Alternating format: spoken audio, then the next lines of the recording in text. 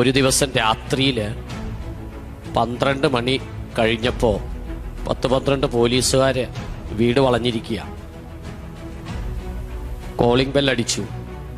സെമിനാരിയിലെ റെക്ടറായിട്ടാണ് ജീവിക്കുന്നത്. സെമിനാരിയിലെ അച്ഛനാണെന്ന് പറയാൻ പറ്റത്തില്ല. ഇംഗ്ലീഷ് പഠിപ്പിക്കുന്ന ടീച്ചറെന്നാണ് പറയുന്നത്. പുറത്ത് ലോഹ ഇടാൻ പാടില്ല, കുർബാന രഹസ്യമായിട്ടായിരിക്കണം. പിള്ളേർ പോയി നോക്കിയപ്പോൾ കാണുന്നത് പോലീസുകാരെയാണ്. അച്ഛനെ കണ്ടാ പൊക്കിക്കൊണ്ടു പോകും, പിന്നെ പ്രശ്നമാകും. അപ്പം അവർ പറഞ്ഞു, അച്ഛൻ്റെ മുറിയിലെ ഫാനും AC-യും മൊബൈലും ലൈറ്റും എന്ന് വേണ്ട ശബ്ദമുണ്ടാക്കുന്ന എന്തെങ്കിലും ഉണ്ടെങ്കിൽ ചുമ വന്നാൽ പോലും ചുമക്കരുത്, അനങ്ങാതെ കിടന്നോളണം, ഞങ്ങൾ നോക്കിക്കൊള്ളാം. അകത്തൊന്ന് പൂട്ടണം, ഫ്രണ്ടിൽ കിടക്കുന്ന കാർപ്പറ്റ് പോലും ചവിട്ടി പോലും അകത്തേക്ക് ഇട്ടോളണം. വാതിലിൽ ആര് വന്ന് മുട്ടിയാലും അനങ്ങരുത്. ഞാൻ എൻ്റെ കൊന്തയെടുത്ത് പ്രാർത്ഥിക്കുവാൻ തുടങ്ങി. എൻ്റെ ഒരു സുഹൃത്ത് എന്നെ വിളിച്ചിട്ട് പറഞ്ഞു, അച്ഛൻ പേടിക്കണ്ട. അവിടുത്തെ തന്നെയുള്ളൊരു കത്തോലിക്കനാണ്, അയാളൊരു ലോയറാണ്, വക്കീലാണ്. അയാൾ പറഞ്ഞു, അച്ഛൻ പേടിക്കണ്ട. ഈ വീടിൻ്റെ ഉടമസ്ഥ വിളിച്ച് അമേരിക്കയിൽ നിന്ന് വിളിച്ച് ഇയാളെ വിളിച്ച് പറയുക, അവിടെ അച്ഛന് ഒരു ബുദ്ധിമുട്ടും ഉണ്ടാക്കരുത്. അദ്ദേഹം എനിക്ക് വേണ്ടിയിട്ട് എന്നെ അറിയത്തുപോലുമില്ല. ഞാൻ ആരാണെന്നോ എന്താണെന്നോ എവിടുന്നാണെന്നോ പോലും അറിയത്തില്ല.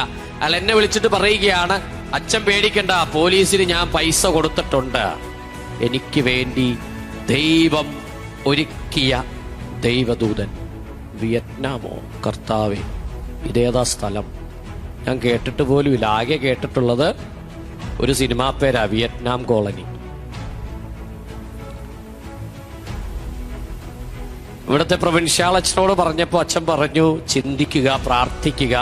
വിയറ്റ്നാം എന്ന് പറയുന്നത് വളരെ പ്രശ്നമുള്ള സ്ഥലമാണ്. മതസ്വാതന്ത്ര്യമില്ല, ചൈനയെ പോലെയാണ്, വലിയ പ്രശ്നമുള്ള സ്ഥലമൊക്കെയാണ്. ഓ, ഇപ്പൊ കൂനുമേ കുരുവായി. ഇനി എന്തു ചെയ്യും? ജനറൽ അതിൻ്റെ അകത്ത് വളരെ ക്ലിയർ ആയിട്ട് എഴുതിയിട്ടുണ്ട്, ഇവിടെ നോ പറയാൻ പാടില്ല, പോണം. അപ്പൊ എനിക്ക് തോന്നി, കർത്താവേ, ജനറൽ എന്നെ കുരിശേത്തറച്ച് കൊല്ലാൻ തന്നെയാണ് പ്ലാൻ.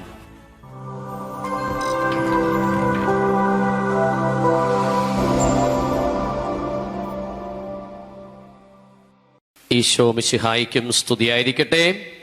എപ്പോഴും സ്തുതിയായിരിക്കട്ടെ. ഈശോ മിശിഹായിക്കും സ്തുതിയായിരിക്കട്ടെ. എപ്പോഴും സ്തുതിയായിരിക്കട്ടെ. എല്ലാവർക്കും സുഖമാണോ? സുഖമാണോ? ആർക്കെങ്കിലും അസ്വസ്ഥതയുള്ളവരുണ്ടോ?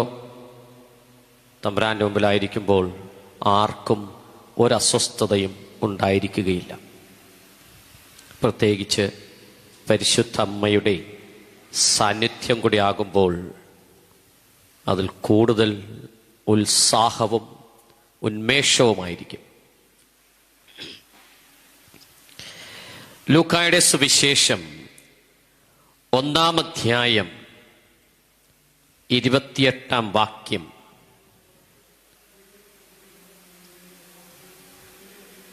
ദൂതൻ അവളുടെ അടുത്ത് വന്ന് പറഞ്ഞു, ദൈവകൃപ നിറഞ്ഞവളേ സ്വസ്തി, കർത്താവ് നിന്നോട് കൂടെ. ഈ വചനം കേട്ടവൾ വളരെ അസ്വസ്ഥതയായി.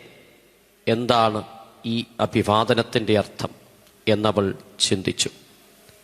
ദൂതൻ അവളോട് പറഞ്ഞു, മറിയമേ, നീ ഭയപ്പെടേണ്ട. ദൈവസന്നിധിയിൽ നീ കൃപ കണ്ടെത്തിയിരിക്കുന്നു. Hallelujah, hallelujah, hallelujah, hallelujah. ചരിത്രത്തെ രണ്ടായി കീറി മുറിച്ച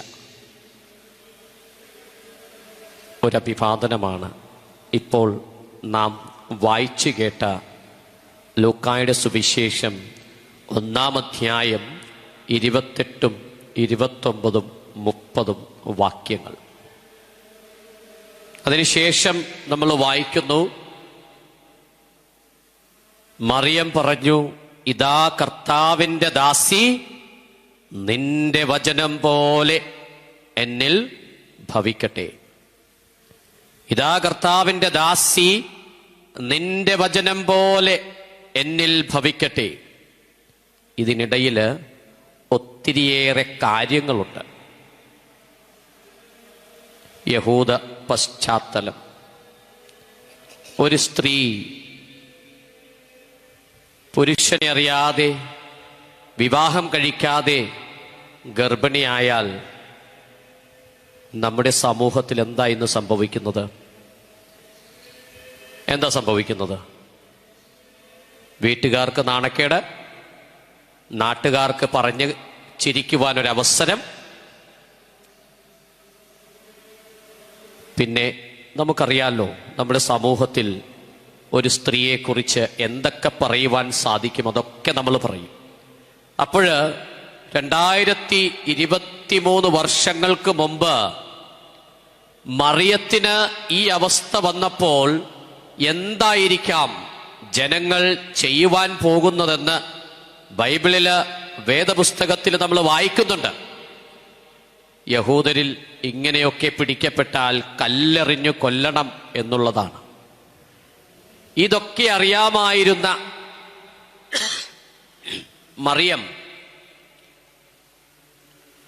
ഒരുപക്ഷേ മറിയത്തിനറിയാമായിരുന്നു തന്റെ മാതാപിതാക്കളായ ജോവാക്കിമിനും അന്നായിക്കും സമൂഹത്തിൽ നല്ല നിലയും വിലയും ഉണ്ടായിരുന്നു, പ്രാർത്ഥിക്കുന്ന വ്യക്തികളായിരുന്നു, നല്ല വിശുദ്ധമായ ജീവിതം നയിക്കുന്ന ഒരു കുടുംബം നാളെ അവരുടെ മകൾ വളർത്തുദോഷം കൊണ്ട് മോശപ്പെട്ടു എന്ന് കേൾക്കുമ്പോൾ നാട്ടുകാർ അവരെക്കുറിച്ച് പറയാൻ പോകുന്നതും അവർക്കുള്ള ഒരേ ഒരു മകൾക്ക് വരാൻ പോകുന്ന ദുർവിധിയെക്കുറിച്ചും അവൾക്ക് മനസ്സിലായപ്പോൾ അവൾക്ക് വേണേ ദൂതനോട് പറയാമായിരുന്നു, എൻ്റെ ഗബ്രിയേൽ മാലാഖേ, എന്നെ വെറുതെ വിട്ടേക്ക്, എന്നെ വെറുതെ വിട്ടേക്ക്. നിങ്ങളിൽ ആരെങ്കിലും ആണെങ്കിൽ ഇങ്ങനെ വന്ന് കേൾക്കുമ്പോൾ എന്തു പറയും? ഇപ്പോ ഒരാളോട്, ഇവിടെ വന്ന് ഒരമ്മച്ചിയോട്, ഇവിടെ ഇരിക്കുന്ന ഒരു സ്ത്രീയോട് ഗബ്രിയേൽ മാലാഖ വന്ന് പറയുകയാണ്, നിങ്ങൊരു കുഞ്ഞിനെ ഗർഭം ധരിക്കും, പ്രസവിക്കും, അവന് പേരൊക്കെ ഇടണമെന്ന് പറഞ്ഞാൽ മാലാഖയോട് പറയും പോയി പണി നോക്കാൻ. എൻ്റെ അപ്പുറത്തെ വീട്ടിലെ ചേട്ടനും ചേച്ചിമാരൊക്കെ എന്തൊക്കെയാ എന്നെക്കുറിച്ച് പറയാൻ പോകുന്നേ അല്ലേ? പറയില്ലേ? ഏറ്റെടുക്കുമോ ആരെങ്കിലും? ഇത് ഗബ്രിയേലാണോ, റഫായേലാണോ, അല്ലെങ്കിൽ വേറെ ആരെങ്കിലും ആണോ എന്ന്, ഞാനല്ലെങ്കിൽ സ്വപ്നം കാണുകയാണോ എന്ന് ചിന്തിക്കില്ലേ? ഏറ്റെടുക്കുമോ ആരെങ്കിലും? ഏറ്റെടുക്കുമോ എന്നുള്ളവരൊന്ന് കൈവക്കിക്കേ. 3-4 പേരാണ് കർത്താവിൻ്റെ അമ്മമാരാകാൻ വേണ്ടിയിട്ട് ആകെ ഇവിടെ ഉള്ളത്. ബാക്കിയുള്ളവർ വന്നിരിക്കുന്നത് വെറുതെ കേട്ടിട്ട് പോകാം. ആരും ഏറ്റെടുക്കുകയില്ല. കാരണം ഒത്തിരിയേറെ പ്രശ്നങ്ങളുണ്ട്. സാമൂഹികമായിട്ട് നമുക്ക് വരാൻ പോകുന്ന പ്രശ്നങ്ങളെ അഭിമുഖീകരിക്കുവാനായിട്ട് നമുക്ക് സാധിക്കുകയില്ല. അതുകൊണ്ട് തന്നെയാണ് നമ്മളിത്, ഈ ചലഞ്ച് ഏറ്റെടുക്കുവാൻ തയ്യാറാകാത്തത്.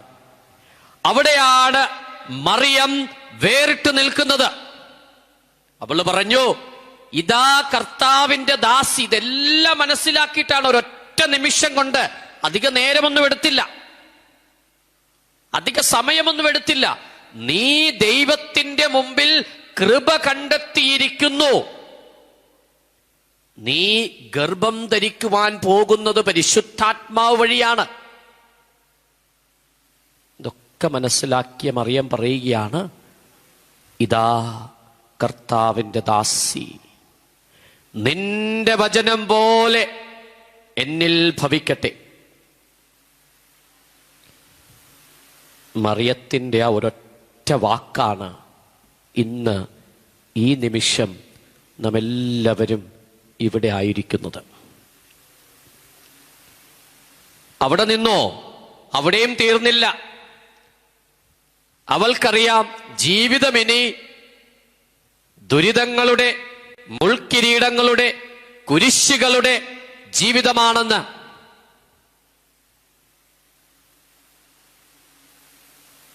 ഏറ്റവും കഷ്ടത നിറഞ്ഞ ഗർഭിണിയായ അവൾക്ക് ജീവിതകാലം മുഴുവൻ, ഗർഭാവസ്ഥ മുഴുവൻ ഓടി ഒളിക്കേണ്ട സമയമായിരുന്നു. കുഞ്ഞിനെ പ്രസവിക്കുവാനോ ഒരിടം പോലും ലഭിച്ചില്ല. ദൈവകുമാരന് പ്രസവിക്കുവാൻ ലഭിച്ചത് കാലിത്തൊഴുത്ത്. കാലിത്തൊഴുത്തൊക്കെ നിങ്ങൾ കണ്ടിട്ടില്ലേ? കണ്ടിട്ടുണ്ടോ? കാലിത്തൊഴുത്ത് കണ്ടിട്ടുണ്ടോ? ഇവിടെ ആരും ഒന്നും മിണ്ടുന്നില്ലല്ലോ. ഉണ്ട്. നമ്മളുടെ ഇവിടത്തെ പോലത്തെ അല്ല. ഞാൻ 3 വർഷമായിട്ട് ബെത്ലഹേമിലായിരുന്നു. ജെറുസലേമിലും ബെത്ലഹേമിലുമായിട്ട് ശുശ്രൂഷ ചെയ്തുകൊണ്ടിരിക്കുകയായിരുന്നു. ബെത്ലഹേമിലെ ഈ കാലിത്തൊഴുത്തിന്റെ തൊട്ടരികിലാണ് ഞാൻ താമസിച്ചുകൊണ്ടിരുന്നത്. ഒരു കുഞ്ഞു ഗുഹ, ഒരു കല്ലിനടിയിലുള്ള ഒരു കുഞ്ഞു ഗുഹയാണ് ഈ പറഞ്ഞ കാലിത്തൊഴുത്ത്. ആട്ടിടയന്മാര് അവരുടെ ആടുമാടുകളെയും കന്നുകാലികളെയും രാത്രിയില് ചെന്നായ്ക്കളുടെയും കുറുക്കന്മാരുടെയും മറ്റു വന്യജീവികളുടെയും ഇടയിൽ നിന്ന് സംരക്ഷിക്കുവാൻ ഒറ്റമുഖം മാത്രമുള്ള ഗുഹകളിലാണ് ഈ കന്നുകാലികളെയൊക്കെ കൊണ്ടുപോയി ഇട്ടിട്ട് അതിന് വാതിൽക്കൽ കാവൽ നിൽക്കും. ആ ഗുഹയിലാണ് ലോകത്തിന്റെ രക്ഷകന് ജന്മം നൽകുവാൻ ഈ പാവപ്പെട്ട കന്യക കർത്താവിന്റെ മുമ്പിൽ, ഇതാ കർത്താവേ നിന്റെ ദാസി എന്ന് പറഞ്ഞ് ലോകത്തിന്റെ രക്ഷകന്, രാജാക്കന്മാരുടെ രാജാവിന് ജന്മം നൽകുവാൻ കിട്ടിയ സ്ഥലം. അവിടെയും തീർന്നോ? പ്രസവവേദന തീരും മുമ്പ് തന്നെ മാലാഖ പറയുകയാണ്, ജോസഫേ മേരിയെയും കുഞ്ഞിനെയും കൊണ്ട് ഇവിടെ നിന്ന് പൊക്കോ, ഇല്ലെങ്കിൽ ഇപ്പോൾ ഹെറോദോസ് ഇപ്പോ കുഞ്ഞിനെ വധിക്കാൻ വരും. സാധാരണ ഒരു സ്ത്രീ പ്രസവിച്ചു കഴിഞ്ഞാൽ 3-4 ദിവസമെങ്കിലും ഒന്ന് റെസ്റ്റ് എടുക്കണ്ടേ? നമ്മുടെ ഇവിടെ ആണെങ്കിൽ വേദൊക്കെ ഇട്ട് കുളിപ്പിച്ച് കുറെ ദിവസം ഒന്ന് റെസ്റ്റൊക്കെ എടുത്ത് ആ സ്ത്രീ ഒന്നൊരു വെയിറ്റൊക്കെ എടുക്കാൻ സമയമാകുമ്പോഴാണ് ഒന്ന് യാത്ര ചെയ്യാൻ പറ്റുന്നത്. ദുർഘടം പിടിച്ച പാതയിലൂടെ എവിടേക്കാ? കിലോമീറ്ററുകൾ, ഈജിപ്തിലേക്ക്. കിലോമീറ്ററുകളോളം ഈ തണുപ്പത്ത് ബെത്ലഹേമിലൊന്ന് ചെല്ലണം. ഡിസംബർ ജനുവരി മാസമൊക്കെ മരം കോച്ചുന്ന തണുപ്പാണ്. രാത്രിയിൽ കിടക്കാൻ പറ്റില്ല, പുറത്തിറങ്ങാൻ പറ്റില്ല. അനുഭവിച്ചതുകൊണ്ട് പറയുക. അപ്പൊ അന്നത്തെ കാലത്താണെങ്കിൽ ഇത് പറയാതിരിക്കുക ഭേദം. ഈ തണുപ്പത്ത് ഈ കുഞ്ഞിനെയും കൊണ്ടൊരു കഴുതപ്പുറത്ത് കിലോമീറ്ററുകൾ താണ്ടി ഈജിപ്തിലേക്ക് പോയി. അവിടെ ഒന്ന് നടുവ് നിവർത്താവെന്ന് പറഞ്ഞപ്പോ ഇനി അവിടെ മതി, നേരെ നസ്രത്തിലേക്ക് പോന്നോ. അവിടെ നിന്ന് വീണ്ടും അത്രയും കിലോമീറ്റർ. ബെത്ലഹേമിൽ നിന്നാണെങ്കിൽ നസ്രത്തിലേക്ക് 265 കിലോമീറ്റർ. കൃത്യമായിട്ട് എനിക്കറിയാം. അവിടേക്കാണ് വീണ്ടും മറിയം ഈ കുഞ്ഞിനെയും കൊണ്ട് തിരിച്ചു വരുന്ന ഔസേപ്പിതാവുമായിട്ട്. പിന്നെ കുറച്ചു നാൾ അവിടെ കഴിഞ്ഞു. 30-ാമത്തെ വയസ്സില് പരസ്യജീവിതം ആരംഭിച്ചപ്പോൾ ഏറ്റവും ദുർഘടം പിടിച്ച സമയം. ഒന്ന് സന്തോഷിച്ചു വരികയായിരുന്നു. ദാണ്ടേ ഏറ്റവും നികൃഷ്ടമായ കുരിശുമരണമാണ് സ്വന്തം മകന് വിധിച്ചത്. അവൾ അവിടെയും പതറിയില്ല. അവൾക്കറിയാമായിരുന്നു, മറിയത്തിനറിയാമായിരുന്നു, താൻ വിളിക്കപ്പെട്ടത് ആദം ഹൗവ ചെയ്ത പാപത്തിന് പരിഹാരമായി ദൈവം തെരഞ്ഞെടുത്തവളാണ് മറിയം. എന്നിലൂടെ, എന്റെ മകനിലൂടെ പൂർത്തിയാകേണ്ടത്, അത് നിറവേറ്റുവാൻ ഞാൻ കടപ്പെട്ടവളാണെന്ന് മനസ്സിലാക്കിയ മറിയം മകൻ പോയ വഴിയിലൂടെ കുരിശു ചുമന്നുകൊണ്ട് പോയപ്പോൾ അവന് താങ്ങായി തണലായി കൂടെ നടന്നു. ആ അമ്മയെയാണ് മരണത്തിന് മുമ്പ് യോഹന്നാനെ വിളിച്ചിട്ടും പറയുകയാണ്, ഇതാ നിന്റെ അമ്മ, ഇതാ നിന്റെ മകൻ എന്ന് അമ്മയോടും. ലോകത്തിന് മുഴുവനും നൽകിയ ദൈവപിതാവ് നൽകിയ ഏറ്റവും വലിയ ഒരു സമ്മാനമാണ് മറിയം. നമുക്കെല്ലാവർക്കും മാതൃകയാകേണ്ട, നമുക്കെല്ലാവർക്കും അഭയമാകേണ്ട, നമ്മുടെ ആവശ്യങ്ങൾ കണ്ടറിഞ്ഞ് ഏതു നിമിഷവും നമ്മോടൊപ്പമായിരിക്കുന്ന പരിശുദ്ധ കന്യകാമറിയം. ആ അമ്മയെ വിളിച്ച് പ്രാർത്ഥിക്കുമ്പോൾ, അമ്മയെ വിളിച്ച് മധ്യസ്ഥം യാചിക്കുമ്പോൾ, അമ്മയുടെ മുമ്പിൽ കരഞ്ഞു പ്രാർത്ഥിക്കുമ്പോൾ അമ്മ എന്നും നമുക്കുത്തരം നൽകും. അമ്മയ്ക്കറിയാം താൻ എന്ത് കാര്യം ദൈവപിതാവിനോട് ചോദിച്ചാൽ, തന്റെ മകനോട് ചോദിച്ചാൽ അത് നടത്തിത്തരും. അതിന്റെ ഏറ്റവും വലിയ ഉദാഹരണമാണ് കാനായിലെ കല്യാണം. നിങ്ങളൊക്കെ നിങ്ങളുടെ വീടുകളിൽ കല്യാണമൊക്കെ നടത്തിയിട്ടുള്ളവരല്ലേ? വീടുകളിൽ കല്യാണം നടന്നിട്ടുള്ളവരൊന്ന് കൈവക്കിക്കേ. കല്യാണം നടത്തുമ്പോൾ നിങ്ങൾ എന്താ ആഗ്രഹിക്കുന്നത്? ഏറ്റവും നല്ല ഭക്ഷണം വിവാഹത്തിന് വരുന്നവർക്ക് കൊടുക്കണമെന്നാണ്, അല്ലേ? ആണോ? അല്ലെ ഏറ്റവും മോശം കൊടുക്കണമെന്നാണോ നമ്മൾ ആഗ്രഹിക്കുന്നത്? ആരും കുറ്റം പറയരുത്. നല്ല ഭക്ഷണം, നല്ല ബിരിയാണി, നല്ല മട്ടൻ ബിരിയാണി അല്ലെ ചിക്കൻ ബിരിയാണി കൊടുക്കണമെന്ന് ആഗ്രഹിക്കുന്നവരാണ് നമ്മൾ. ഇസ്രായേലില് കല്യാണ വിരുന്നിന് ഏറ്റവും പ്രധാനപ്പെട്ട ഒരു കാര്യമാണ് വീഞ്ഞ്, മുന്തിരി വീഞ്ഞ്. കാരണം മുന്തിരി സുലഭമായിട്ടുള്ള നാടാണ് ഇസ്രായേൽ. അപ്പൊ അവിടുത്തെ ഏറ്റവും പ്രധാനപ്പെട്ട ഒരു കാരണമാണ്, വിഭവമാണ് മുന്തിരി വീഞ്ഞ്. മുന്തിരി വീഞ്ഞില്ലാത്ത ഒരു വിവാഹവും ഇതുവരെ അവിടെ നടന്നിട്ടില്ല. അപ്പോഴ് വിവാഹ വിരുന്നിന് വരുന്നവർക്ക് എല്ലാവർക്കും കൊടുക്കേണ്ട ഒരു കാര്യവുമാണ്. നമ്മുടെ ഇവിടുത്തെ പോലെ പട്ടച്ചാറായൊന്നും അല്ല കേട്ടോ മുന്തിരി വീഞ്ഞ്. നമ്മൾ തെറ്റിദ്ധരിക്കണ്ട. പലപ്പോഴും നമുക്കൊരു തെറ്റിദ്ധാരണയുണ്ട്, മുന്തിരി വീഞ്ഞെന്ന് പറയുന്നത് ലഹരിയാണ്, മദ്യമാണ്. അതല്ല. നമ്മൾ വെള്ളം കുടിക്കുന്നതിന് പകരം അവര് ഭക്ഷണത്തിന് പകരം ഉപയോഗിക്കുന്ന സാധാരണ വീഞ്ഞ്. അതില് ഏറ്റവും മുന്തിയ വീഞ്ഞ് കൊടുക്കണം, ഏറ്റവും വില കൂടിയ വീഞ്ഞ് കൊടുക്കണം. വർഷങ്ങളോളം കാത്തു സൂക്ഷിച്ചു വെച്ച വീഞ്ഞാണ് ഏറ്റവും വിലയേറിയ വീഞ്ഞ്. അത് കൊടുക്കണമെന്ന് ആഗ്രഹിക്കുന്നവരാണ് ഇസ്രായേലിലെ ജനങ്ങൾ. ഒരു കല്യാണ വിരുന്നിനോ ഏതെങ്കിലും ഒരു പാർട്ടിക്ക് ഇത് കൊടുക്കണമെന്ന് വിചാരിക്കുന്നവരാണ്. അപ്പോഴൊരു കല്യാണ വിരുന്നില് ഇത് തീർന്നു പോയാൽ, കല്യാണ വീട്ടിൽ ബിരിയാണി തീർന്നു പോയാൽ അവസ്ഥ ഒന്ന് ആലോചിച്ച് നോക്കി. എന്തു നാണക്കേടാണ്. ഞങ്ങളുടെ കയ്യിൽ നിന്ന് പൊലിവും മേടിച്ചു, കവറും മേടിച്ചു, ഞങ്ങൾക്ക് ബിരിയാണിയും കിട്ടിയില്ല. ഇത് പറയില്ലേ നമ്മൾ? സാധാരണ ഒരു വിവാഹ വിരുന്നിൽ പോയാൽ നമുക്ക് ബിരിയാണി കിട്ടിയില്ല, പക്ഷെ നമ്മൾ കവറ് കൊടുത്തു. നമ്മൾ അപ്പുറത്ത് എന്നിട്ടും പറയും, എന്തൊരു കല്യാണമാണ് ഇവർ നടത്തിയത്, ഞങ്ങൾക്ക് ബിരിയാണി പോയിട്ട് ചോറ് പോലും കിട്ടിയില്ല, തികഞ്ഞില്ല, ഇവർക്ക് എന്താ അറിയില്ലേ എന്നൊക്കെ ചോദിക്കുന്നവരാണ് നമ്മൾ. എന്ന് പറഞ്ഞതുപോലെ തന്നെയാണ് ഇസ്രായേലിലും. അവിടെ ക്ഷണിക്കപ്പെട്ട അതിഥികളായിരുന്നു പരിശുദ്ധ കന്യകാമറിയവും അവളുടെ മകനും അപ്പോസ്തലന്മാരും. സാധാരണ സ്ത്രീകൾ കലവറയിലേക്ക് ഇതെല്ലാവരും പറയുന്ന കാര്യം തന്നെയാണ്. ആദ്യമേ പോകുന്നത് എവിടെയാ? പരിചയക്കാരാണെങ്കിൽ ഏതെങ്കിലും തരത്തിൽ ബന്ധമുള്ളവരായിരിക്കണം ഇവര്. ആദ്യമേ പോകുന്നത് കലവറയിൽ പോയിട്ട് അമ്മച്ചിമാരൊക്കെ ഒന്ന് നോക്കും, എന്തൊക്കെയാണ് ഇവിടുത്തെ വിഭവങ്ങൾ. തലേദിവസമാണെങ്കിൽ കുടലുകറി, പോട്ടിക്കറി, ചോറ്, മോര്, തൈര് എല്ലാം ഉണ്ടാണോ അല്ലേ? ഇതൊക്കെ പോയി നോക്കും, ഇതൊക്കെ ഉണ്ടോ ഇല്ലയോ എന്ന്. പറ്റുവാണെങ്കിൽ ഒരേ പ്ലേറ്റൊക്കെ കഴിച്ചിട്ട് ടേസ്റ്റൊക്കെ ചെയ്തിട്ടാണ് നമ്മൾ നിൽക്കുള്ളൂ. ഇതുപോലെ തന്നെയാണ് മറിയവും പോയത് കാനായില്, ആ കല്യാണ വീട്ടിലെ കലവറയിലേക്ക്. അവിടെ ചെന്നപ്പോ കുടുംബനാഥനും കുടുംബനാഥയും പരിഭ്രമത്താൽ ഇങ്ങനെ ഓടി നടക്കുക. നോക്കുമ്പോ എന്താ? വീഞ്ഞില്ല. നാട്ടുകാര് കളിയാക്കും, നാട്ടുകാരുടെ മുമ്പിൽ ഇളിഭ്യനാകും എന്ന് മനസ്സിലാക്കിയ മറിയം അവരോടൊന്നും ചോദിക്കാനൊന്നും നിന്നില്ല. നേരെ പോയി മകന്റെ അടുത്ത്. അവർക്കവിടെ വീഞ്ഞില്ല. എന്നാ ചെയ്യാൻ പറ്റുന്ന അതെല്ലാം ചെയ്തു കൊടുത്തോ? പറയാതെ പറയുകയാണ്, അവർക്ക് വീഞ്ഞില്ല. മകൻ പറയുന്നുണ്ട്, എനിക്കും നിനക്കും എന്തോ, അവർക്ക് വീഞ്ഞില്ലെങ്കിൽ എന്താ, നമുക്കെന്താ പ്രശ്നം? അവിടെ ഭക്ഷണം തികഞ്ഞില്ലെങ്കിൽ നമുക്കെന്താ പ്രശ്നം? പ്രശ്നമുണ്ട്.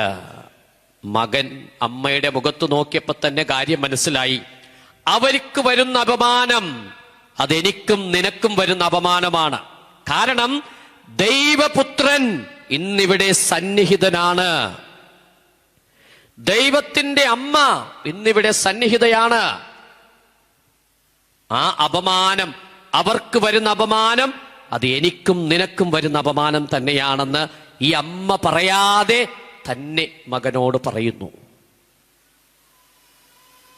നമ്മുടെ ഏതൊരാവശ്യങ്ങൾക്കും അമ്മ എപ്പോഴും സമീപസ്ഥയാണ്. ഒരിക്കലും നാം പറയുന്ന ഒരു കാര്യവും അമ്മ തിരസ്കരിക്കുകയില്ല. പക്ഷേ ഇനി നമ്മുടെ കുടുംബങ്ങളിലേക്കൊന്ന് തിരിച്ചു വരാം. ആത്മാർത്ഥമായിട്ട് സത്യസന്ധതയോടെ കുടുംബ പ്രാർത്ഥന ചൊല്ലുന്ന എത്ര പേരിവിടെയുണ്ട്?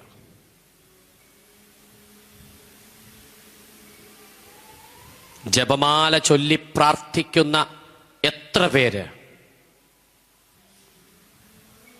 ജപമാല കയ്യിലെടുത്തിട്ടുണ്ടോ? അവിടെ പരിശുദ്ധമ്മയുടെ സാന്നിധ്യം എന്നും ഉണ്ടായിരിക്കും. പരിശുദ്ധമ്മ ഒരിക്കലും നിങ്ങൾ ഉപേക്ഷിക്കുകയില്ല. പലപ്പോഴും നമ്മുടെ കുടുംബങ്ങളിലേക്കൊന്ന് നോക്കിയാൽ നമ്മൾ പ്രാർത്ഥിക്കുന്നുണ്ട്, പക്ഷേ എത്രമാത്രം ആത്മാർത്ഥത ആ പ്രാർത്ഥനയിലുണ്ട് എന്നുള്ളതാണ് ചോദ്യം. നമ്മുടെ കുടുംബങ്ങളിൽ നമ്മളെ കണ്ട് പഠിക്കേണ്ട മക്കൾ ഇന്ന് എന്താണ് പഠിക്കുന്നത്? എന്താണ് പഠിക്കുന്നത്?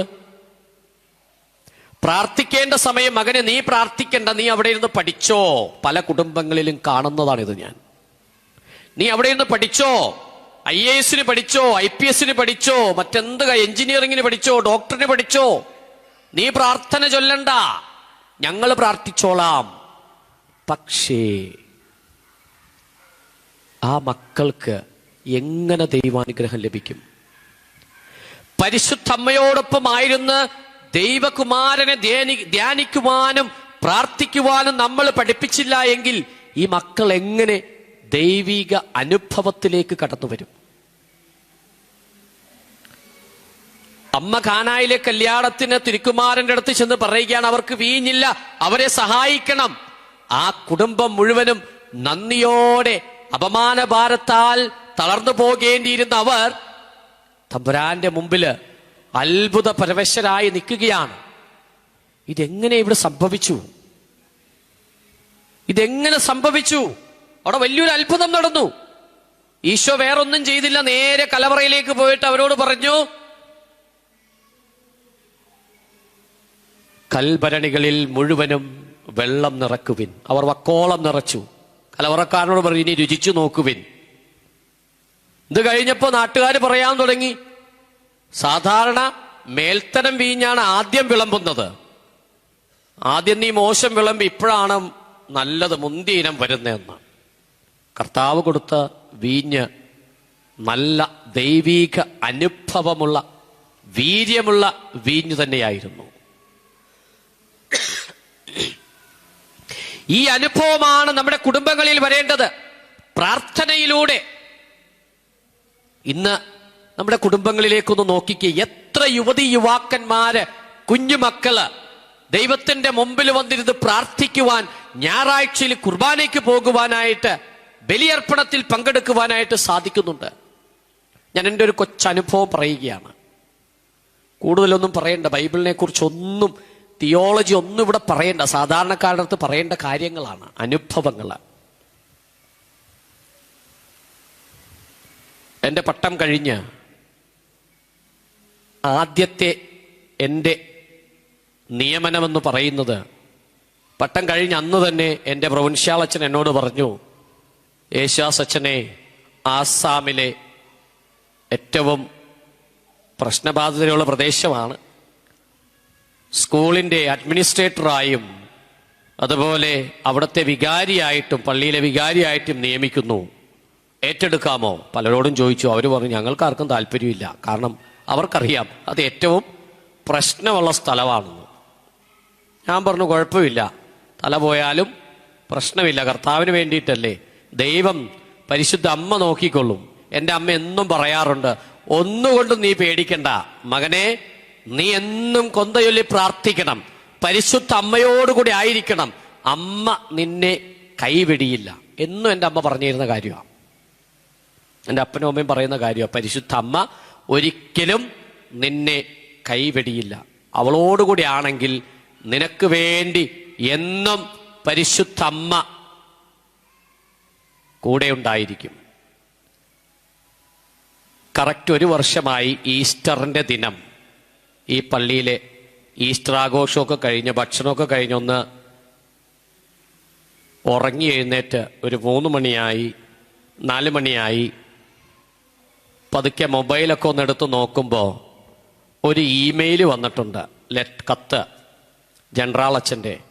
15 ദിവസത്തിനുള്ളിൽ അച്ഛൻ ബാംഗ്ലൂരിലേക്ക് വന്ന് വിയറ്റ്നാം എന്ന് പറയുന്ന രാജ്യത്തിലേക്ക് മിഷൻ പ്രവർത്തനത്തിനായിട്ട് പോകണം. വിയറ്റ്നാമോ കർത്താവേ, ഇതേതാ സ്ഥലം? ഞാൻ കേട്ടിട്ട് പോലും ഇല്ല. ആകെ കേട്ടിട്ടുള്ളത് ഒരു സിനിമാ പേരാ, വിയറ്റ്നാം കോളനി. ഇവിടുത്തെ പ്രൊവിൻഷ്യാൽ അച്ഛനോട് പറഞ്ഞപ്പോൾ അച്ഛൻ പറഞ്ഞു, ചിന്തിക്കുക, പ്രാർത്ഥിക്കുക. വിയറ്റ്നാം എന്ന് പറയുന്നത് വളരെ പ്രശ്നമുള്ള സ്ഥലമാണ്, മതസ്വാതന്ത്ര്യമില്ല, ചൈനയെ പോലെയാണ്, വലിയ പ്രശ്നമുള്ള സ്ഥലമൊക്കെയാണ്. ഓ, ഇപ്പൊ കൂനുമേ കുരുവായി. ഇനി എന്തു ചെയ്യും? ജനറാൾ അതിൻ്റെ അകത്ത് വളരെ ക്ലിയർ ആയിട്ട് എഴുതിയിട്ടുണ്ട്, ഇവിടെ നോ പറയാൻ പാടില്ല, പോണം. അപ്പൊ എനിക്ക് തോന്നി, കർത്താവേ, ജനറാൾ എന്നെ കുരിശേത്തറച്ച് കൊല്ലാൻ തന്നെയാണ് പ്ലാൻ. കാരണം അവിടെ ചെന്ന ഏതായാലും പണി കിട്ടുമെന്നുള്ള കാര്യം ഉറപ്പാ. എന്തൊക്കെയായിരുന്നാലും ഞാൻ എൻ്റെ ആത്മീയ പിതാവിനോട് ചോദിച്ചപ്പോൾ പറഞ്ഞു, യേശുദാസേ, ധൈര്യമായിട്ട് പോയിക്കോ, ദൈവം നിന്റെ കൂടെ ഉണ്ടാകും. അമ്മയോട് ചോദിച്ചപ്പോൾ പറഞ്ഞു, ചെറിയൊരു ബുദ്ധിമുട്ടൊക്കെ ഉണ്ട്, കാരണം പ്രശ്നബാധിത വേണമെന്നൊന്നും പറഞ്ഞില്ല. ദൂരസ്ഥലത്തേക്ക് പോകുമ്പോൾ പെട്ടെന്നൊന്ന് കാണണമെന്ന് വിചാരിച്ചാൽ മകനെ കാണാൻ പറ്റിയല്ലോ. എന്നാലും അമ്മ പറഞ്ഞു, ധൈര്യമായിട്ട് പൊക്കോ, മാതാവ് കൂടെ ഉണ്ടാകും. അങ്ങനെ 15 ദിവസം കൊണ്ട് 1 മാസത്തെ വിസയും എടുത്ത് ഈ പറഞ്ഞ തായ്ലൻഡിനടുത്തുള്ള ഒരു രാജ്യമാണ് വിയറ്റ്നാം. ഒരു ചെറിയ രാജ്യം. അവിടെ ചെന്നപ്പോഴാണ് മനസ്സിലായത്, ലോഹ ഇടാൻ പാടില്ല, അച്ഛനാണെന്ന് പറയാൻ പാടില്ല, വളരെ രഹസ്യമായിട്ടായിരിക്കണം അവിടെ ജീവിക്കേണ്ടത്. പണിപാളി. പക്ഷേ പരിശുദ്ധ അമ്മ കൂടെയുണ്ടായിരുന്നു. 5 വർഷം ദൈവം വളരെ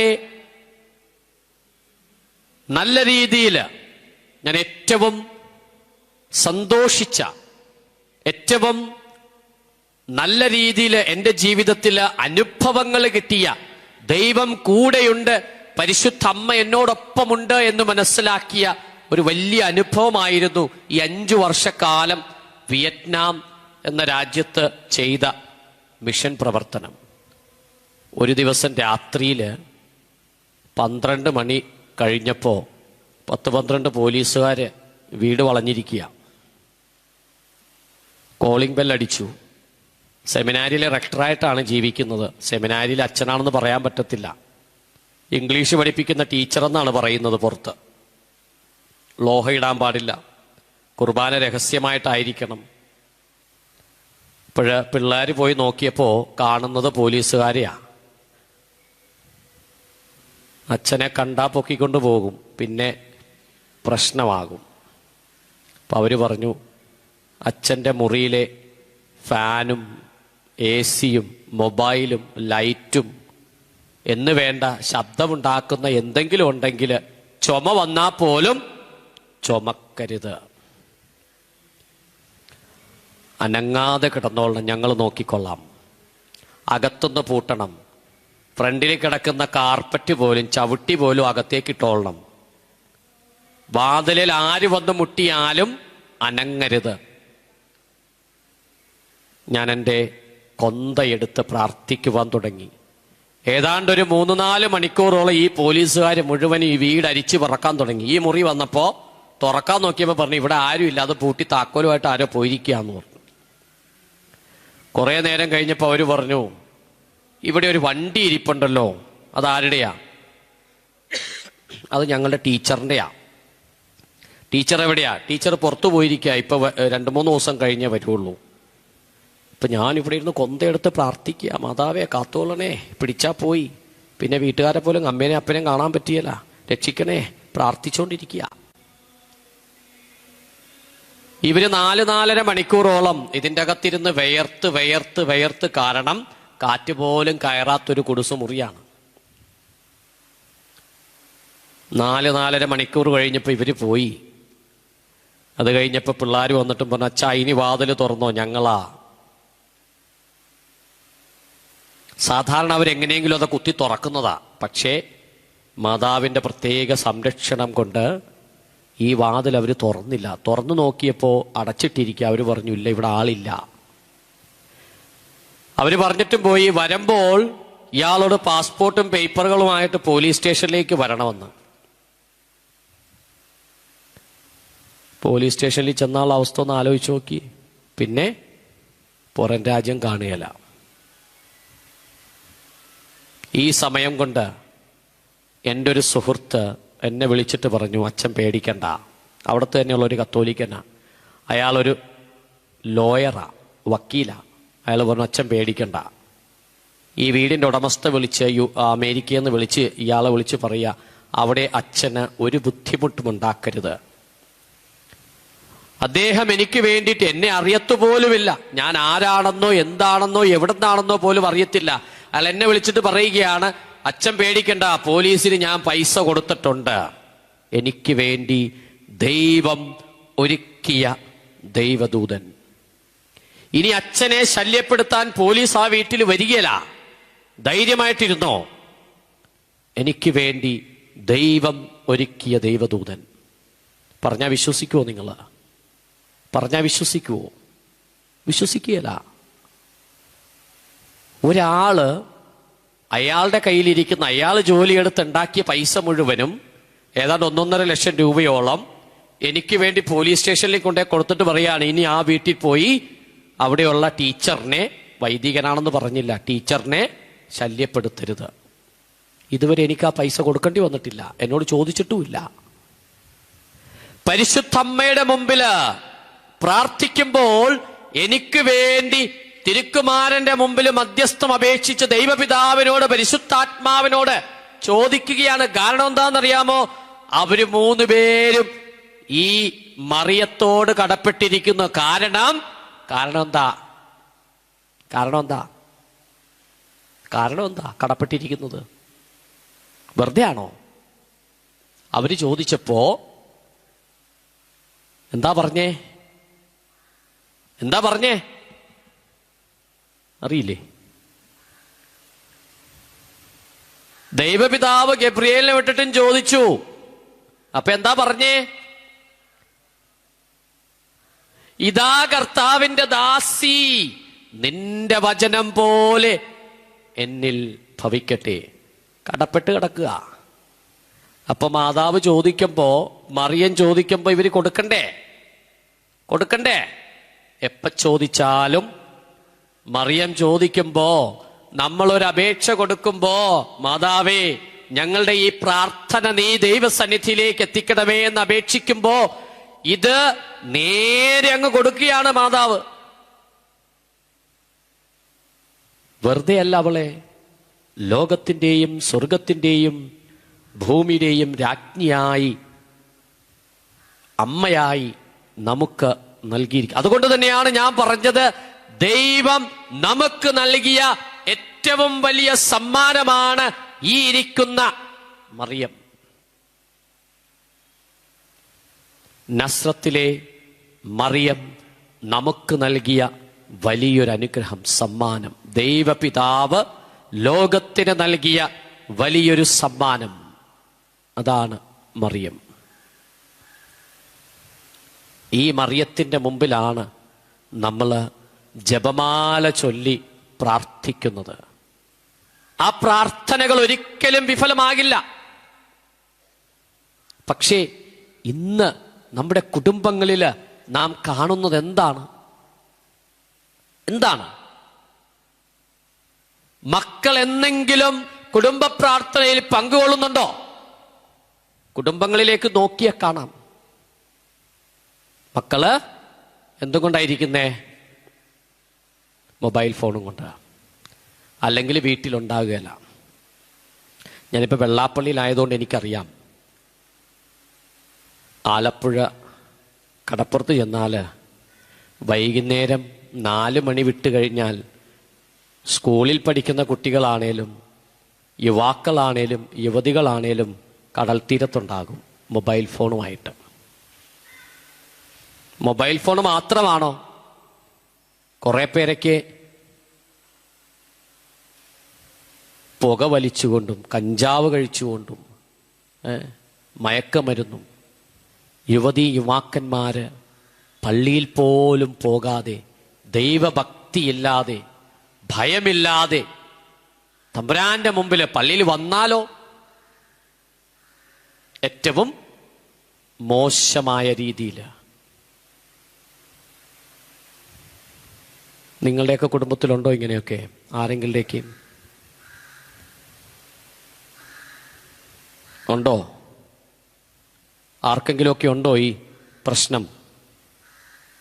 പ്രശ്നമുണ്ടെങ്കിൽ ആ പാദാന്തികത്തിൽ കൊണ്ടുവെക്കണം, അവരെ സമർപ്പിക്കണം. അമ്മയുടെ സംരക്ഷണത്തിലേക്ക് കൊടുത്തു കഴിയുമ്പോൾ പിന്നെ നമുക്ക് തിരിഞ്ഞു നോക്കേണ്ടി വരില്ല. പലപ്പോഴും നാം മറന്നു പോകുന്ന ഒന്നാണ്.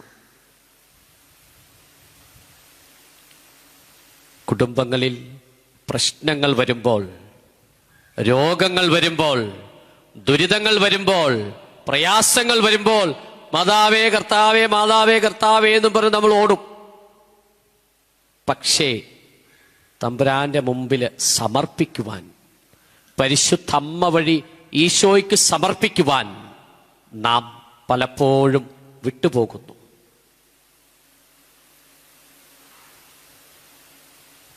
ജപമാലയുടെ ശക്തി അത്ര വലുതാണ്. പലരും ചോദിക്കാറുണ്ട്, എന്താണ് ഈ ജപമാല? എന്താണ് ജപമാല? ഇവിടെ ഇരിക്കുന്ന എല്ലാവരുടെയും കയ്യിൽ കൊന്തയുണ്ട്, അച്ഛൻ്റെ കയ്യിലും ഉണ്ട്, അച്ഛൻ എപ്പോഴും പ്രാർത്ഥിക്കുന്ന. എന്താണ് ജപമാല? ആർക്കെങ്കിലും അറിയാവോ? അറിയാവുന്നവരൊന്ന് പറഞ്ഞേ, എന്താണ് ജപമാല?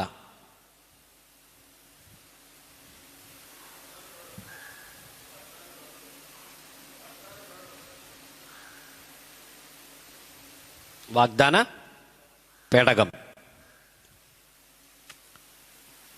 വേറെന്തെങ്കിലും? എന്താണ് ജപമാല? സാത്താനെതിരെയുള്ള ആയുധം. ഇനി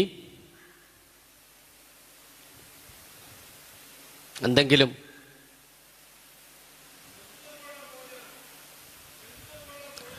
ബന്ധിതർക്കുള്ള മോചനം ജപമാല എന്ന് പറയുന്നത്.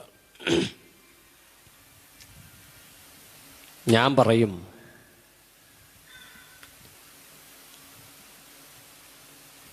Mini pocket Bible.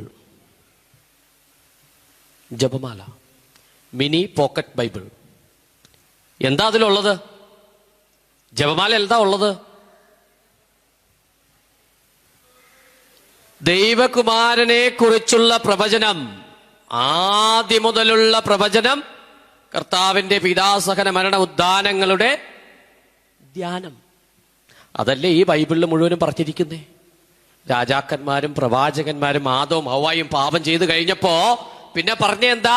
ഒരു രക്ഷകൻ ജനിക്കും, കന്യകയിൽ നിന്നൊരു രക്ഷകൻ ജനിക്കും, അവൻ കുരിശിൽ തൂങ്ങി മരിക്കും, അതുവഴി അവന്റെ രക്തം വഴി നാം എല്ലാം രക്ഷ പ്രാപിക്കും.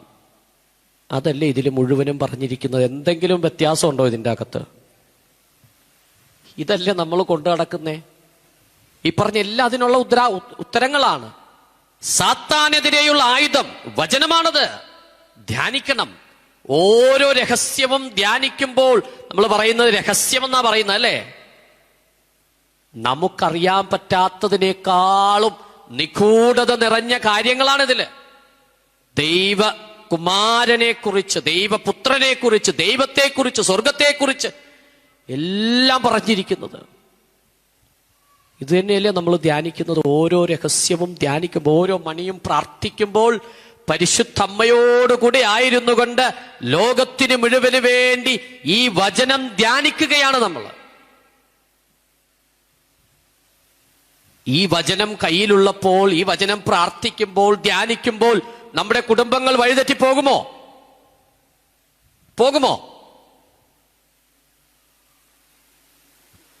പോകേലാന്ന് ഉറപ്പുള്ളവരൊന്ന് കൈപൊക്കിക്കേ. കുറച്ചു പേരേ ഉള്ളൂ.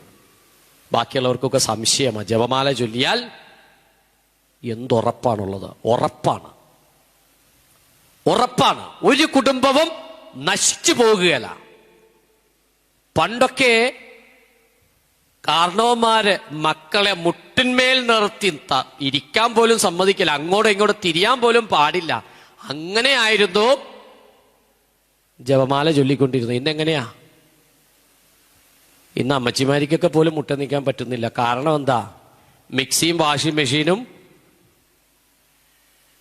ഒക്കെ വീടിനകത്ത് കയറി അരകല്ലും ഒരലും ഇതൊക്കെ മാറിയപ്പോ മുട്ട നിൽക്കാൻ പറ്റുന്നില്ല, ഇരിക്കാൻ പറ്റുന്നില്ല.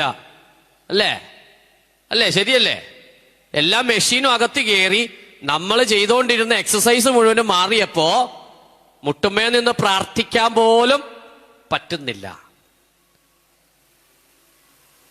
നേരത്തെ ഞാൻ വീട്ടില് അമ്മച്ചിയെ എപ്പോഴും ഞങ്ങൾ കളിയാക്കും. തമാശയ്ക്കാണ്. ഞങ്ങൾ എഴുന്നേറ്റ് കഴിഞ്ഞ മക്കള് അപ്പനും എല്ലാവരും കൂടെ ഇരിക്കുമ്പോൾ അമ്മയുടെ ആദ്യത്തെ പരിപാടി എന്ന് പറയുന്നത് 10-14 സെന്റ് സ്ഥലമുണ്ട്, അത് മുഴുവനും മുറ്റമടിക്കുക എന്നുള്ളതാണ്. മുറ്റം വൃത്തിയായിട്ട് കിടക്കണം ആദ്യം. അത് കഴിഞ്ഞാണ് എല്ലാവർക്കും ചായ കൊണ്ടുവന്ന് തന്ന് ഞങ്ങളെല്ലാവരും ചായ കുടിച്ചുകൊണ്ടിരിക്കുമ്പോൾ അമ്മ ഈ മുറ്റം ഒടിക്കുന്നത് കാണുമ്പോൾ ഞങ്ങൾ പറയും, അമ്മയ്ക്ക് സ്ത്രീധനം കിട്ടിയതാണ് ഈ മുറ്റമടിക്കുന്ന ചൂല്.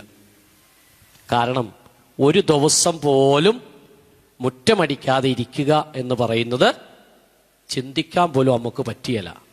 ഞാൻ പറഞ്ഞു, അമ്മേനെ കൊണ്ടുപോകുന്ന സമയത്ത് ഇതൊരെണ്ണമായിരിക്കും ഞാൻ വെക്കാൻ പോകുന്നത്. കാരണം അവിടെ ചെല്ലുമ്പോഴും വേണ്ടി വരും, അവിടെയും വൃത്തിയാക്കണ്ടേ, അവിടെയും വേണ്ടി വരും. ഇത് ഞാനിതൊരെണ്ണം തന്നുവിടും, കൊണ്ടുപോക്കോളണം. തമാശയ്ക്കാണ് പറയുന്നതെങ്കിലും ഈ രീതിയൊക്കെ മാറി നമ്മൾ മെഷീനൊക്കെ ഇപ്പോഴും അമ്മ കല്ലേലലക്കി എല്ലാ ആഴ്ചയിലും കൊണ്ടേ കൊടുക്കണം. എല്ലാ ആഴ്ചയും എറണാകുളത്തേക്ക് കണ്ടക്കടവ് വരെ പോകണം. ലോഹ കൈകൊണ്ട് കല്ലേലലക്കിയില്ലെങ്കിൽ അമ്മക്ക് സമാധാനം വരികയില്ല. ഇവിടെ അലക്കാന്ന് പറഞ്ഞാൽ സമ്മതിക്കുകയില്ല. വേണ്ട, ഇവിടെ അലക്കണ്ട, വീട്ടിൽ കൊണ്ടുവന്ന് തന്നാ മതി, ഞാൻ അലക്കിക്കോളാം, എനിക്ക് പണിയില്ലാതിരിക്കുക. ഇപ്പോഴും സമ്മതിക്കുകയില്ല. എല്ലാ ആഴ്ചയിലും കൊണ്ടേ കൊടുക്കണം. എനിക്ക് നഷ്ടമാണ്. 500 രൂപ വേണം പെട്രോൾ അടിച്ച് അവിടം വരെ പോകാനായിട്ട്. എന്നാലും സാരമില്ല, മെനയിട്ട് കിട്ടും. വെള്ള കളറാണ്. ഇപ്പോഴും കണ്ടില്ല, നല്ല തൂവെള്ള കളറാണ്. എല്ലാവരും ചോദിക്കും, നല്ല വെളുത്ത കളറാണല്ലോ ലോഹയ്ക്ക്. കാരണം എന്താ? കല്ലിലടച്ച് എല്ലാ ആഴ്ചയിലും 2-3 ബട്ടൺ പൊട്ടിയിട്ടും ഉണ്ടാവും. ഞാനെല്ലാം ഓരോന്ന് തയ്ച്ചുകൊണ്ടിരിക്കുക. സമ്മതിക്കുകയല്ല. അവിടെ കൊണ്ടുവന്ന് തന്നെ തരണം. കല്ലിലടിച്ച് അലക്കുന്ന പരിപാടിയൊക്കെ നിർത്തിയപ്പോ മുട്ടേ നിൽക്കാനൊക്കെ ഭയങ്കര ബുദ്ധിമുട്ടായി. ഇന്നും അമ്മ മുട്ടയിൽ നിന്ന് കൊന്ത ചൊല്ലും. എനിക്ക് ബുദ്ധിമുട്ടാണ്. കാരണം ഞാനിതൊന്നും ചെയ്യുന്നില്ലല്ലോ.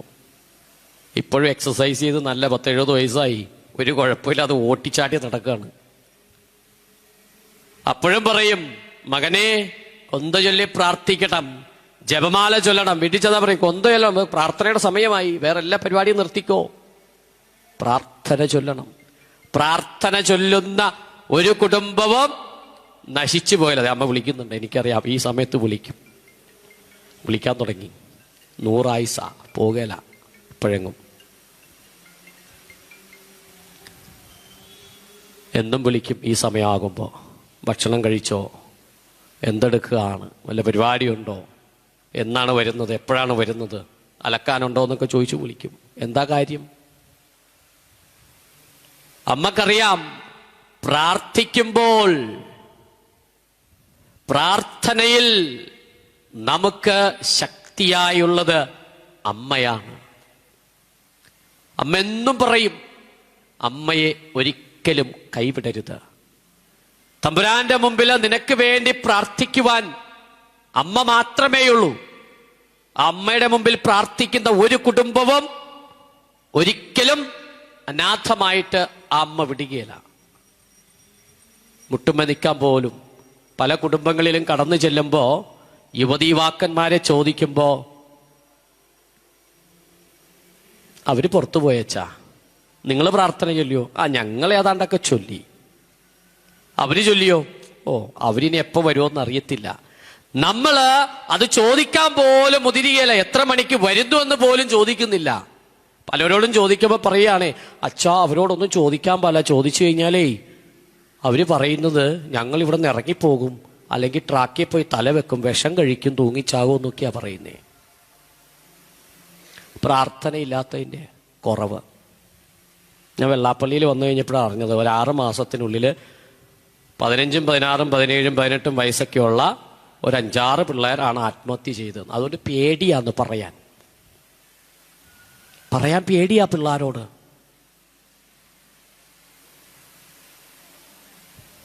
കാരണം എന്താണെന്നറിയാമോ അച്ഛാ? ഒരെണ്ണേ ഉള്ളൂ, എന്തു ചെയ്യും? 2 ഉണ്ടായിരുന്നുള്ളൂ, 1 പോയി, ഇനി 1 ഉള്ളൂ, എന്തു ചെയ്യും? ഞാൻ പറഞ്ഞു, പോണെങ്കിൽ പോട്ടെ. അങ്ങനെ പേടിപ്പിക്കുന്നതാണെങ്കിൽ, പ്രാർത്ഥിക്കാൻ കഴിയില്ലെങ്കിൽ എന്തിനാണ് ഇതിനേക്ക്, അല്ലേ? ആണോ? പല അപ്പന്മാർക്കും അമ്മമാർക്കും അത് പറയാൻ പറ്റുകയില്ല. എന്താണെന്നറിയാമോ? അവരുടെ സ്നേഹമാണ്. പക്ഷേ നമ്മൾ വളർത്തേണ്ട രീതിയിൽ വളർത്താതെ വന്നപ്പോൾ, ദൈവവിശ്വാസത്തില് കാറ്റക്കിസത്തിന് വിടേണ്ട സമയത്ത് വിടാതെ വന്നപ്പോൾ അവർ വഴിതെറ്റിപ്പോയി. ദൈവത്തെക്കുറിച്ച് പഠിപ്പിക്കേണ്ട സമയത്ത് അവർ മൊബൈലിനെ കുറിച്ച് പഠിപ്പിച്ചു.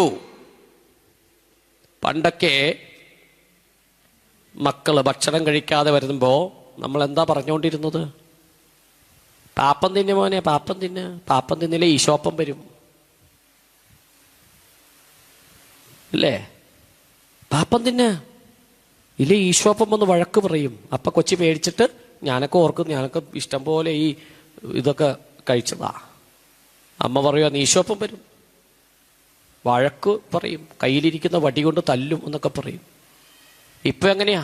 കൊച്ചി പാപ്പം തിന്നില്ലെങ്കില് മോനെ മൊബൈൽ പിടിച്ചോ, കാർട്ടൂൺ കണ്ടോ, പാപ്പം തിന്നെ. പിന്നെ കൊച്ചെങ്ങനെ പ്രാർത്ഥിക്കുന്നേ? കൊച്ചി ഈശോപ്പനെ എങ്ങനെ പേടിക്കുന്നേ? കൊച്ചിന് ഈശോപ്പനോട് എങ്ങനെയാ ഭക്തി ഉണ്ടാകുന്നേ? ഇതൊന്നുമില്ലാതെ വരുമ്പോ കൊച്ചിന്റെ വഴിക്ക് പോകും. കൊച്ചിന് ദൈവസ്നേഹം കൊടുക്കേണ്ട സമയത്ത് ദൈവസ്നേഹം കൊടുക്കാതെ വന്നപ്പോ കൊച്ചെവിടെ പോയി? കണ്ടവന്റെ സ്നേഹത്തിന്റെ പുറകെ പോയി.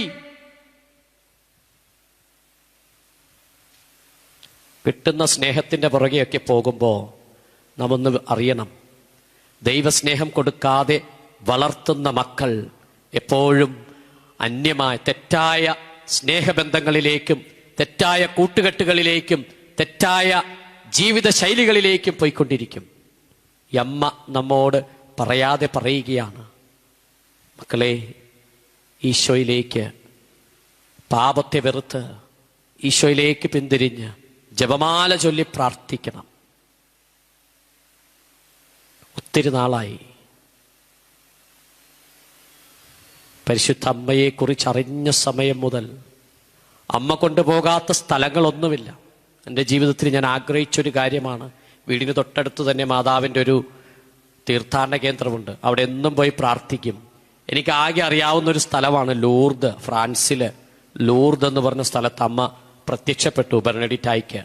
അവിടെ വലിയ രോഗശാന്തി അത്ഭുതങ്ങൾ നടക്കുന്നുണ്ട്. അവിടെ ഒന്ന് പോകണം ജീവിതത്തിൽ ഒരിക്കലെങ്കിലും. മത്സ്യത്തൊഴിലാളിയായ അപ്പന് അതിനുള്ള ഒരു നിവൃത്തിയുമില്ല.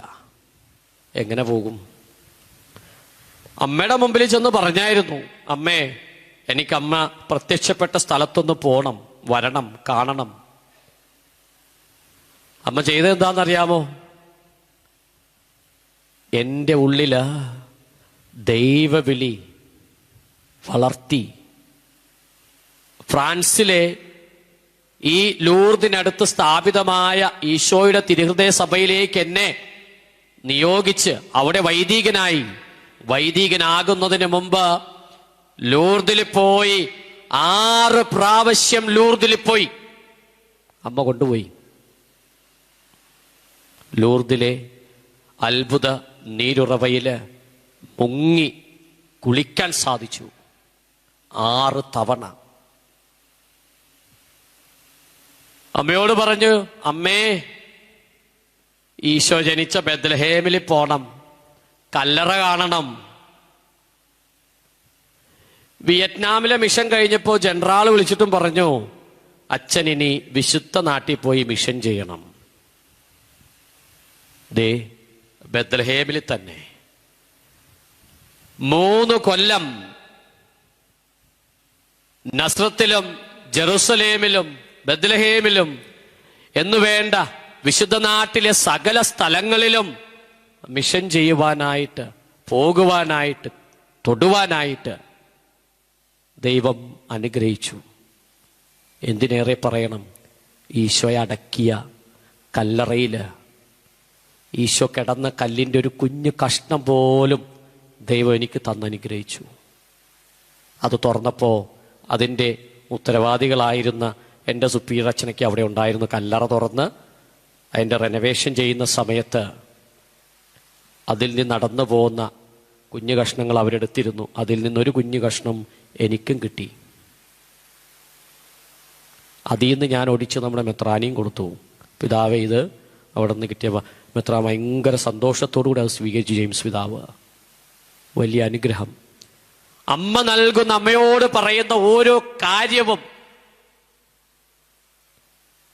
നമ്മിൽ നിന്ന് ഒരിക്കലും അമ്മ അതെടുത്ത് കളയില്ല. നമ്മൾ പറയുന്ന ഓരോ കാര്യവും.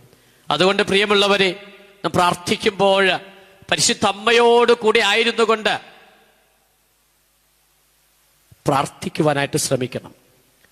ഈശോ മരിച്ചു കഴിഞ്ഞപ്പോൾ സകല അപ്പോസ്തലന്മാരും ഈശോയെ വിട്ടുപോയി. ഒരാള് പോലുമില്ലായിരുന്നു. അവിടെ അമ്മ അവരെല്ലാവരെയും വിളിച്ചു കൂട്ടി. അമ്മയാണ് വിളിച്ചു കൂട്ടിയത്. തനിക്ക് കിട്ടിയ പരിശുദ്ധാത്മാവിനെ ഇവർക്കും കൊടുത്തു കഴിയുമ്പോൾ ഇവർ സ്ഥിരതയുള്ളവരായിരിക്കുമെന്ന് അമ്മയ്ക്കറിയാമായിരുന്നു. ആ അമ്മയാണ് എല്ലാവരെയും സഹിയോൻ മാളികയിൽ വീണ്ടും വിളിച്ചു ചേർത്തത്. നിങ്ങള് പിരിഞ്ഞു പോകുവാനുള്ളവരല്ല. എന്റെ മകൻ വിളിച്ചത് ഒരു ദൗത്യവുമായിട്ടാണ്. ആ ദൗത്യം തുടർന്നു പോകുവാൻ പരിശുദ്ധാത്മാവിനെ നിങ്ങൾക്ക് ലഭിക്കണം. അതിനായി നമുക്ക് പ്രാർത്ഥിക്കാമെന്ന് പറഞ്ഞുകൊണ്ട് ഒന്നിച്ചിരുത്തി 4 പാടായി ചിതറിപ്പോയവരെ ഒന്നിച്ചിരുത്തി പ്രാർത്ഥിച്ച് പരിശുദ്ധാത്മാവിനാൽ നിറച്ചു അവരെ. പിന്നീട് നമുക്കറിയാം ചരിത്രം. എല്ലാ അപ്പോസ്തലന്മാരും ലോകത്തിൻ്റെ നാനാഭാഗങ്ങളിലേക്ക് സുവിശേഷവുമായി, ചൈതന്യവുമായി, ഈശോയുമായി അവർ പോയി. പ്രിയമുള്ളവരെ, നമ്മെല്ലാവരും വിളിക്കപ്പെട്ടിരിക്കുന്നതിനാണ്. ദൈവം ഒത്തിരിയേറെ അനുഗ്രഹങ്ങൾ നൽകുന്നു. നമുക്ക് ഒരു നിമിഷം എല്ലാവർക്കും എഴുന്നേറ്റ് നിൽക്കാം. പരിശുദ്ധ അമ്മയോടൊപ്പം ആത്മാവിനാൽ നിറയുവാനായിട്ട് ഒത്തിരിയേറെ അനുഗ്രഹങ്ങൾ ദൈവം നമുക്ക് നൽകുന്നു. ഓരോ നിമിഷവും നമ്മൾ പലപ്പോഴും വളരെ ലാഘവത്തോടെ കാണുന്ന ഒത്തിരിയേറെ അനുഗ്രഹങ്ങൾ നമ്മൾ ഇന്ന് ഈ നിമിഷം ഇവിടെ ആയിരിക്കുവാൻ സാധിച്ചത്, നമ്മളൊന്ന് ശ്വസിക്കുന്നത്, നമുക്ക് നല്ല വസ്ത്രം ലഭിച്ചിരിക്കുന്നത്, ഭക്ഷണം ലഭിച്ചിരിക്കുന്നത്, പാർപ്പിടം ലഭിച്ചിരിക്കുന്നത്, എന്തിനേറെ നല്ല ആരോഗ്യം തന്നെ ദൈവം തന്നിട്ടുണ്ട്. ഇതൊക്കെ നമ്മൾ പലപ്പോഴും വിസ്മരിച്ചു പോകും. ഈ ലഭിച്ചിരിക്കുന്ന അനുഗ്രഹങ്ങൾക്ക് നമുക്കുള്ള എല്ലാ കടബാധ്യതകള്, രോഗങ്ങള്, ദുരിതങ്ങള്, വിവാഹ തടസ്സം, ഭവന നിർമ്മാണ തടസ്സം, ജോലി തടസ്സം, മറ്റ് നമ്മുടെ സ്ഥലങ്ങളെ കുറിച്ചുള്ള ബുദ്ധിമുട്ടുകൾ, പ്രയാസങ്ങൾ, ഇതെല്ലാം തമ്പുരാന്റെ മുമ്പിൽ സമർപ്പിച്ച് അമ്മയോടൊപ്പമായിരുന്നു കൊണ്ട് നമുക്ക് ഇരു കരങ്ങളും ഉയർത്തി നമുക്ക് ലഭിച്ച എല്ലാ അനുഗ്രഹങ്ങൾക്കും തമ്പുരാന് നന്ദി പറഞ്ഞുകൊണ്ട് സ്തുതിക്കാം. സ്വതന്ത്രമായിട്ട് ആരെയും നോക്കാതെ. ഹല്ലേലൂയ. യേശുവേ ആരാധന, യേശുവേ സ്തോത്രം, കർത്താവേ സ്തോത്രം. ഹല്ലേലൂയ. യേശുവേ ആരാധന, ആരാധന, ആരാധന, ആരാധന. യേശുവേ നന്ദി. Hallelujah, hallelujah, hallelujah. യേശുവേ സ്തോത്രം, കർത്താവേ സ്തോത്രം. Hallelujah, hallelujah, hallelujah, hallelujah. യേശുവേ നന്ദി. ഹല്ലേലൂയ, യേശുവേ സ്തോത്രം, കർത്താവേ. Hallelujah, hallelujah.